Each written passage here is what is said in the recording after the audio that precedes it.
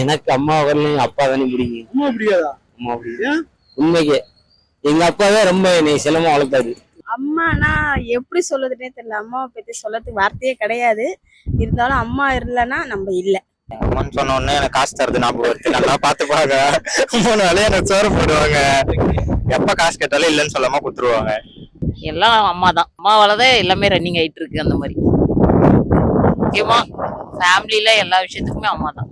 எல்லாமே அவங்கதான். எல்லாமே அவங்கதான். எல்லா சுச்சுவேஷன்ல எல்லாமே கூட இருந்தது அவங்கதான்.